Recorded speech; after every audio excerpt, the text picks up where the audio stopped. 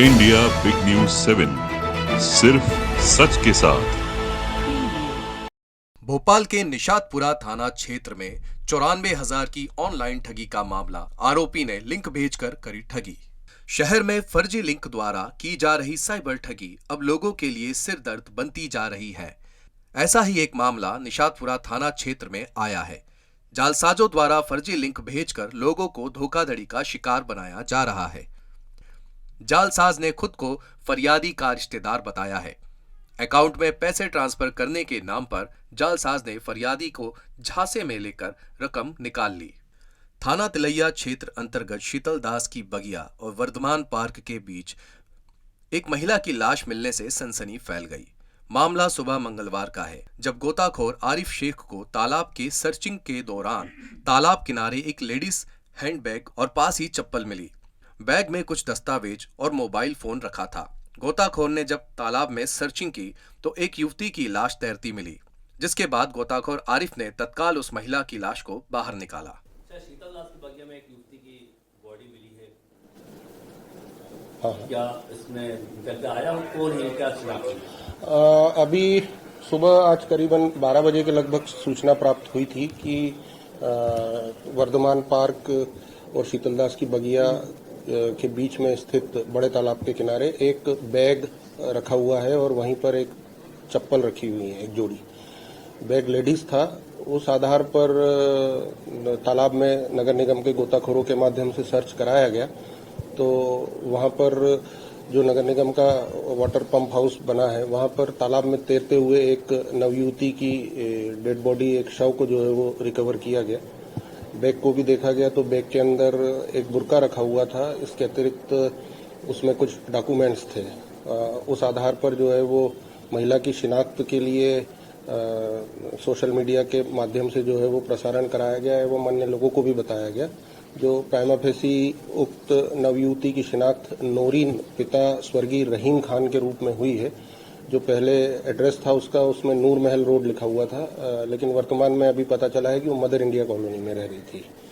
थाना जहांगीराबाद पुलिस ने Bhopal metro project के कीमती उपकरणों को चोरी करने वाले आरोपी को पुलिस ने पकड़ लिया है, जिसमें पुलिस को करीबन 1,50,000 के चोरी किए गए उपकरण गोलू कबाड़ी नामक व्यक्ति की कबाड़ की दुकान से बरामद किए हैं। चोरों ने प्रोजेक्ट में इस्तेमाल हो रहा लोहा, जैक आदि जैसे कीमती उपकरण पुलिस ने आरोपियों के पास से बरामद किए हैं। पुलिस ने बताया कि सुरक्षा गार्ड और सीसीटीवी फुटेज की मदद से आरोपियों को पकड़ने में सफलता प्राप्त हुई है। कांग्रेस प्रदेश सचिव नासिर इस्लाम ने प्रदेश सरकार पर पुराने भोपाल की जनता को नजरअंदाज करने के गंभीर आरोप लगाए हैं। साथ ही कांग्रेस नेता नासिर द्वारा जनता की परेशानियों को लेकर जन आक्रोश रैली निकालकर जनता की परेशानियों को कलेक्टर महोदय तक पहुंचाया। दरअसल नासिर इस्लाम के नेतृत्व में पुराने शहर के स्टेट बैंक चौराहे से कलेक्ट्रेट तक जन आक्रोश रैली का आयोजन किया गया था, जिसमें बड़ी संख्या में कांग्रेस कार्यकर्ता मौजूद थे। पिछले दिनों राजधानी के अंदर जिस प्रकार से विद्युत विभाग की कार्रवाइयां चल रही हैं, एक 3 कमरे के मकान के ऊपर 1 लाख का बिल, कभी 50,000 का बिल, और फिर तार तोड़कर मीटर चेक होने जाता है 15,000 20,000 का।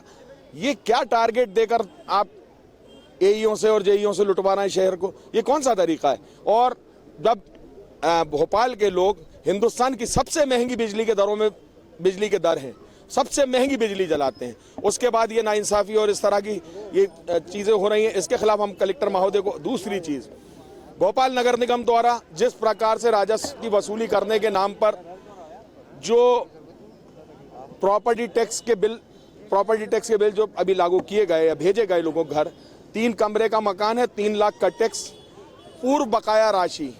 अब ये क्या तरीका है? पूर्व बकाया राशि ना तो इनके पास रिकॉर्ड है और लोगों को डराना, धमकाना, कुड़की के नोटिस देना। इनको अधिकार है कुड़की करने का क्या? 20,000 के पीछे आप 80 लाख के मकान की कुड़की कर रहा है, कौन सा तरीका है?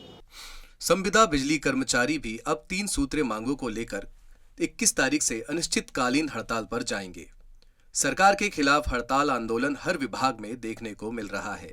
अब आउटसोर्स बिजली विभाग के कर्मचारियों ने भी अपनी 3 सूत्री मांगों को लेकर 21 जनवरी को अनिश्चितकालीन हड़ताल पर जाने का फैसला कर लिया है। चुनावी साल में संगठन अपनी लंबित मांगों को लेकर मुखर होते हुए नजर आ रहे हैं। प्रदेश में लंबे समय से नियमितीकरण और बहाली की मांग कर रहे आउटसोर्स बिजली कर्मचारियों ने 21 जनवरी से सामूहिक रूप से अनिश्चितकालीन हड़ताल पर जाने की तैयारी कर ली है। संगठनों की बैठक में सर्वसहमति से ये निर्णय लिया गया कि माननीय प्रमुख ऊर्जा सचिव श्री संजय दुबे जी के आश्वासन पे जो हमने 6 जनवरी 2023 को हड़ताल स्थगित की थी और उन्होंने आश्वासन दिया था कि 15 दिन के अंदर वे माननीय मुख्यमंत्री जी से हमारी बैठकर चर्चा करा देंगे, उस निर्णय पर हम लोग अडिग हैं। संगठन अनुसार 20 जनवरी 2023 को माननीय पीएस महोदय का आश्वासन जो कि मुख्यमंत्री से मिलवाने का है वो पूर्ण हो जाएगा। हम संगठन प्रतीक्षा कर रहे हैं 20 जनवरी तक। अगर 20 जनवरी तक हमारी माननीय मुख्यमंत्री जी से बैठक नहीं होती है तो 21 जनवरी 2023 से संपूर्ण संगठनों के सहयोग से हम पूरे प्रदेश के संविदा आउटसोर्स तकनीकी कर्मचारी सामूहिक रूप से काम बंद हड़ताल पर रहेंगे, जिससे होने वाली असुविधा किसानों की, उद्योग धंधों की और आम जनता को होने वाली परेशानी को, इसके लिए संपूर्ण रूप से जिम्मेदार सरकार और प्रशासन रहेगी। राहुल मालवी, मध्य प्रदेश बिजली आउटसोर्स कर्मचारी संगठन प्रदेश महामंत्री। इंडिया बिग न्यूज 7, सिर्फ सच के साथ।